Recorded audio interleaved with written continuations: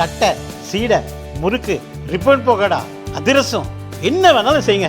ஒரே ஒரு 5 லிட்டர் இதய மந்த்ரா கடல் எண்ணெய் பேக் ஒரு மாசம் முழுசுக்கும் அத்தனை சமையல் முடிச்சு விடலாம். இதய மந்த்ரா.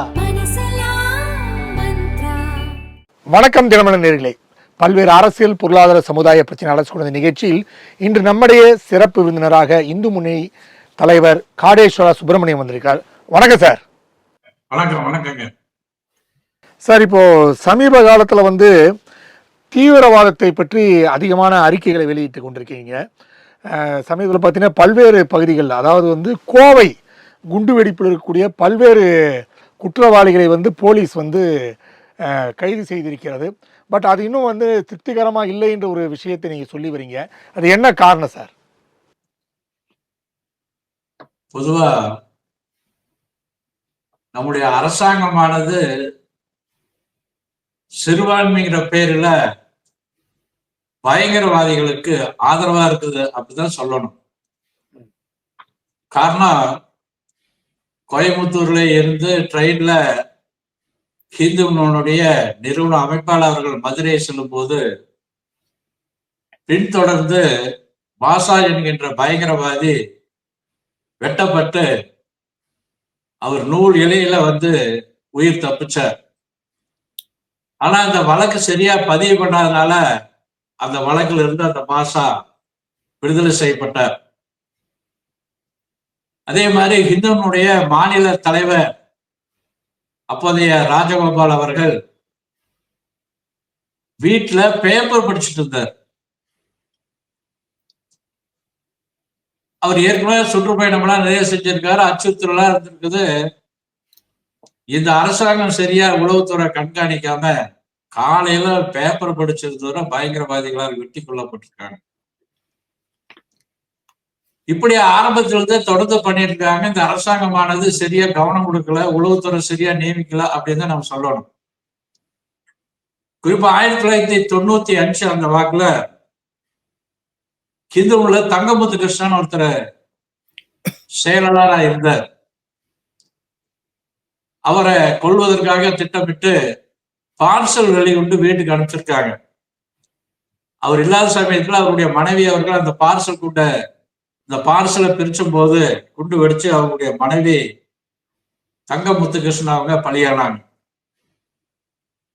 அதே அந்த ஆண்டு 95ல சிந்தாகிரிப்பேட்டை ஹிந்துவனுடைய அலுவலகம் குண்டு வச்சு தகர்க்கப்பட்டது. RSS அலுவலகம் குண்டு வச்சு தகர்க்கப்பட்டது. 2012ல ஆடிட் ரமேஷ் பாரதிய ஜனதா கட்சியினுடைய பொறுப்புல இருந்தவர், அவர் வெட்டி கொல்லப்பட்டிருக்காங்க. ஹிந்துவனுடைய மாநில செயலாளர் நம்முடைய வெள்ளையப்பன் அவர்கள் வெற்றி கொல்லப்பட்டாங்க. மதுரையில நம்முடைய துணை பிரதமராக இருந்தவர் LK அத்வானி மதுரை சுற்றுப்பயணம் வரும்போது அவரை கொல்வது திட்டமிட்டு அங்க பைப் வெடிகுண்டு வைக்கப்பட்டது. 98ல தொடர் குண்டு வெடிப்பு, நூற்றுக்கணக்கான பேர் அதுல இறந்திருக்காங்க. நூற்றுக்கணக்கான பேர் காயமாகி இன்னைக்கு கூட நடக்க முடியாம கை மண்டி கால் மண்டி இப்படி இன்னைக்கு கூட அது மாதிரி இருக்காங்க. இந்த வழக்குல முழுக்க நம்ம அபூபக்கர் சித்திக் அப்படின்னு இருந்துட்டு இருக்காங்க. இந்த உளவுத்துறை சரியா அவங்களை கைது பண்ண முடியாம இவ்வளவு நாள் தேடி 30 ஆண்டுகளுக்கு பின்னாடி இப்ப கைது செஞ்சிருக்காங்க. அது மாதிரி டெய்லர் ராஜா அப்படின்னு மேட்டுப்பாளையம், அவரு பல்வேறு வழக்குல இருக்காங்க. இவங்களையெல்லாம் இந்த உளவுத்துறை சரியில்லைன்னு தான் சொல்லணும். சரியா கண்காணிச்சிருந்ததுன்னா இவங்களெல்லாம் பிடிச்சிருக்கலாம். இப்ப அவங்க எல்லாம் பிடிச்ச என்ன தகவல் வருது அப்படின்னா, பாகிஸ்தான்ல போய் பயிற்சி எடுத்திருக்காங்க, பங்களாதேஷ்ல போய் பயிற்சி எடுத்திருக்காங்க. 30 ஆண்டுகளா இவன் டூர் பண்ணிட்டு இருந்திருக்கான், சுற்றுப்பயணம் பண்ணிட்டு இருந்திருக்கிறான். அங்கங்க தீவிரவாதிகளை, இளைஞர்கள் எல்லாம் தீவிரவாத செயலுக்கு மாத்தி இருக்கிறான், பயங்கரவாத செயலுக்கு மாத்தி இருக்கான். அப்ப இது எப்படி இவங்க கண்டுபிடிக்காம இருந்தாங்க அப்படிங்கிறது நமக்கு ஒரு பெரிய ஆச்சரியமா இருக்கு. நம்ம ஏற்கனவே பல நேரத்துல சொல்லி இருக்கிறோம், கோயம்புத்தூர்ல பல்வேறு ரகசிய இயக்கங்கள் இயங்கிட்டு இருக்குது. இடம் கூட சொன்னான்.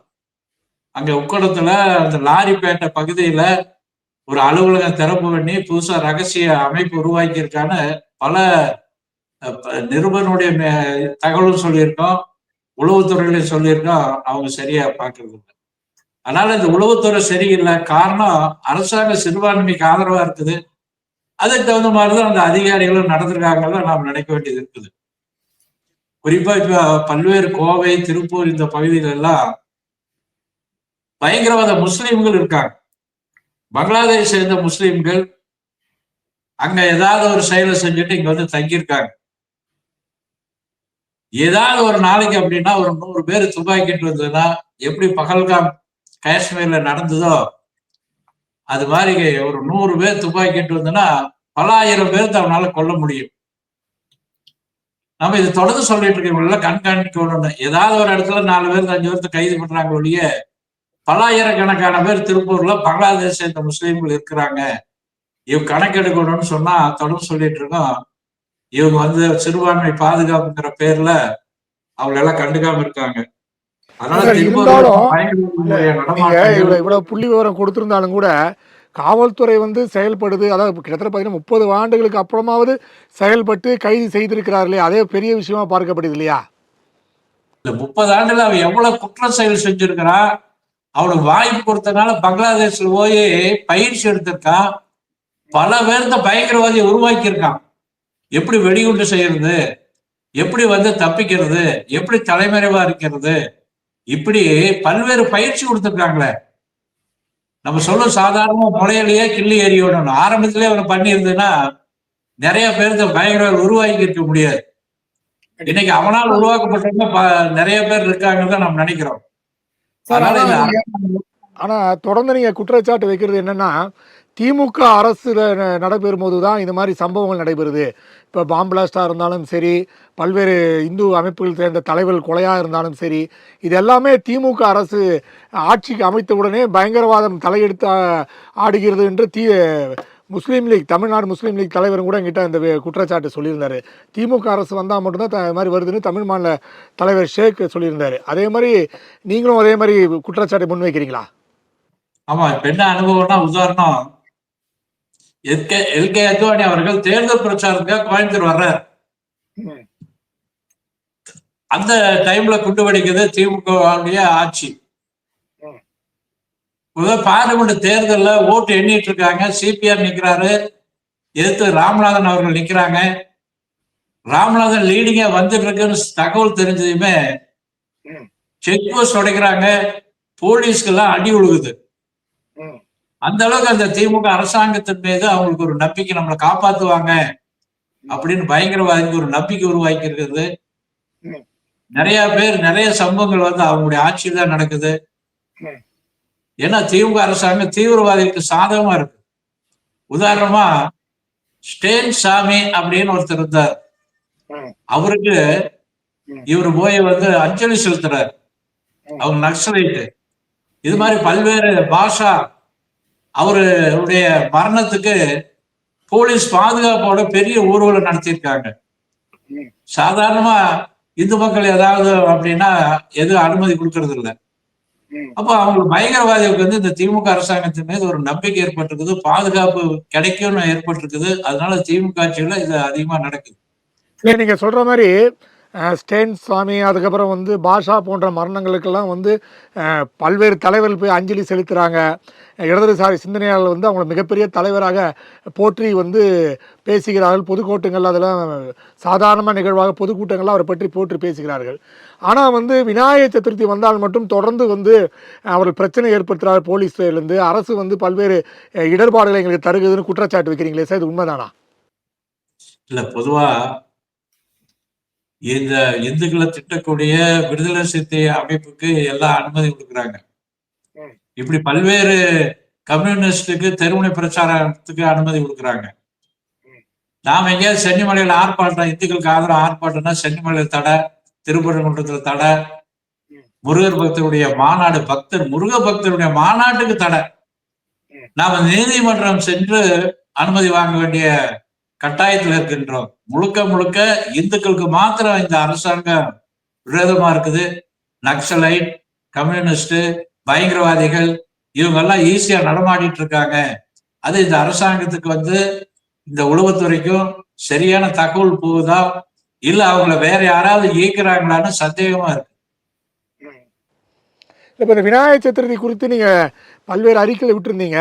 இப்போ அவங்க வேணும்ட்டே இந்த வருகின்ற விநாயகர் சதுர்த்திக்கு பல்வேறு பிரச்சனைகளை தருவதற்காகவும் காவல்துறையிலிருந்து பல்வேறு தடை விதிப்பதும் தயாராக இருக்காங்கன்றாங்க. எது மாதிரி தடையெல்லாம் விதிக்க தமிழ்நாடு அரசு முடிவு செய்திருக்கு சார்? இப்போ அந்த போலீஸ் அடிச்சு மரணமாயிருக்குது. அந்த சம்பவத்துக்கு அங்க ஊர்ல எதிர்ப்பு, எல்லாரும் எதிர்ப்பு பண்ணியிருக்காங்க. அந்த போலீஸ் கைது பண்ணியிருக்காங்க. நம்முடைய டிஜிபி அவர்கள் அதையும் விநாயகர் சதுர்த்தி சம்மந்தப்படுத்துறாரு. விநாயகர் ஊர்வலத்துக்கான அனுமதி இல்லை அப்படி ஒரு அறிக்கை கொடுத்திருக்காரு. அவர் என்ன நாம நினைக்கிறது தெரியல. அவர் ஒரு ஒரு மதத்தை சார்ந்து இருக்கிறாரா இல்ல தமிழ்நாட்டினுடைய தலைவர் டிஜிபி ஏடிஜிபியா இருக்கிறாரா அப்படின்னு நமக்கு சந்தேகத்தை கொடுக்குது. விநாயகர் சதுர்த்தி வருஷம் வருஷம் நடக்குது, சிறப்பா நடக்குது. இந்த நேரத்துல இந்த சம்பவத்தை சம்பந்தம் இல்லாம எதுக்கு அறிக்கை கொடுத்திருக்காரு? அப்படி ஒரு மனநிலை எப்படி இருக்கும்? நாளைக்கு விநாயகர் சதுர்த்திக்கு எப்படி அனுமதி கொடுப்பாருங்க நமக்கு சந்தேகத்தை உருவாக்குது. சார், அதே மாதிரி நீங்க இந்து அறநிலைத்துறை அது சிறப்பாக செயல்படுது என்று அவர் சொல்லிக் கொள்கிறார். திமுக அரசு சொல்லிக் கொள்வது, நாங்கள் தான் பல கோயில்களில் நாங்கள் தான் கும்பாபிஷேகம் பண்ணியிருக்கோம் அப்படின்னு இந்து அறநிலைத்துறை அமைச்சர் சேகர் பாபு சொல்கிறாரு.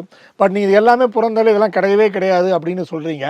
பல விஷயங்களை சொல்லும்போது திருச்செந்தூர் உட்பட பல இடத்துல என்னென்னா தனியார் பணத்தில் தான் கும்பாபிஷேகம் நடந்திருக்குன்ற ஒரு குற்றச்சாட்டு வைக்கிறீங்க இல்லையா சார்?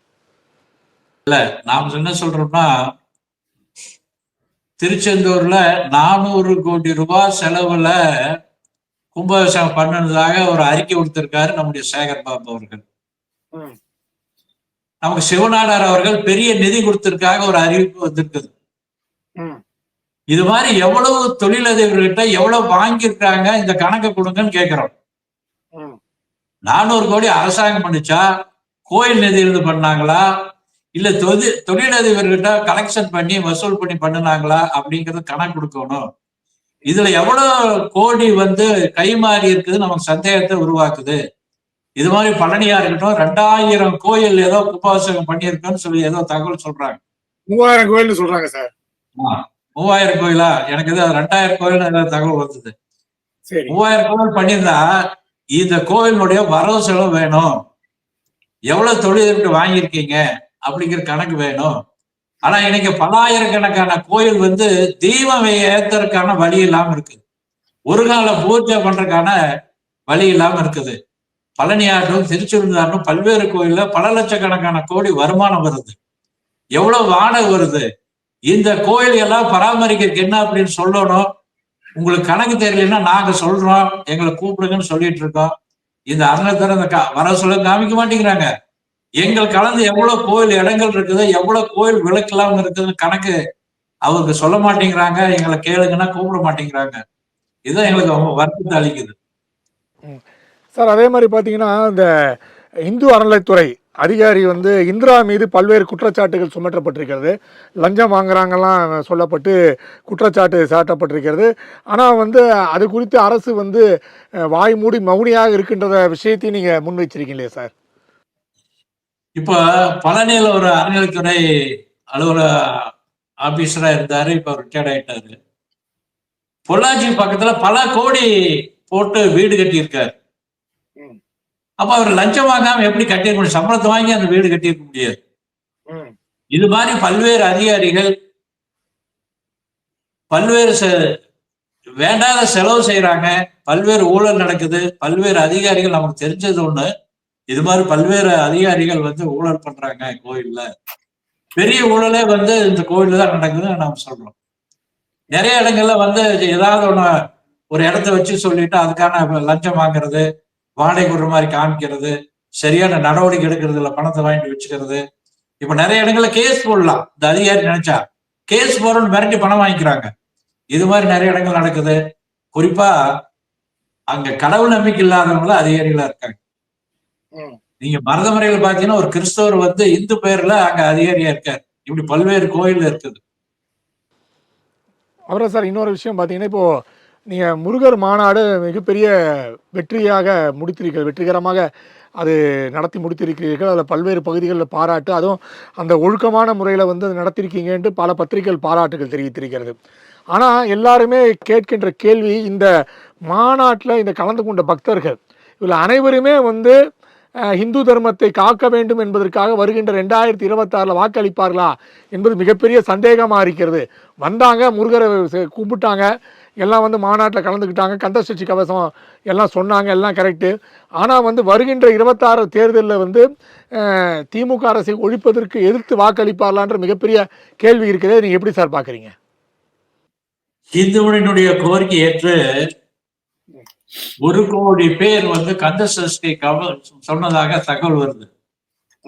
5 கோடி பேர் டிவி மூலியமாக பார்த்திருக்கிறாங்க அப்படிங்கறது ஒரு தகவல் வருது. இந்துக்கள் மத்தியில ஒரு பெரிய விழிப்புணர்வு ஏற்பட்டிருக்குது. பொன்முடி அவர்கள் இந்து தெய்வங்களை கேவலமா பேசினார். சைவமா வைணவமா நிக்கணுமா படுக்கணுமா அப்படி ஒரு செய்தி சொன்னதையுமே இந்துக்கள் மத்தியில பெரிய எதிர்ப்பு வந்தையுமே அவர் மந்திரி பதவியை ராஜினாமா பண்ணக்கூடிய ஒரு சூழ்நிலை ஏற்பட்டிருக்கு. ராசா அவர்கள் வந்து இந்துக்களை கேவலமா பேசினாரு. அன்னைக்கு முழுக்க திமுக ஆட்சி இருந்தா கூட திமுக முதல் கொண்டு அந்த கடையை அடிச்சிருந்தாங்க ஒரு பந்தில். பெரிய விழிப்புணர்வு ஏற்பட்டிருக்குது. நிச்சயமாக ஒரு மாற்றம் வரும். தொடர்ந்து இந்த ஆட்சி இப்படி போயிட்டு இருக்குது அப்படின்னா 2026ல மாற்றம் வரும்னு நாம் நம்புறோம். கண்டிப்பா சார். உங்க நேரத்தை ஒதுக்கி எங்களுக்கு பேட்டி எழுதுக்கு மிக்க மகிழ்ச்சி. நன்றி சார்.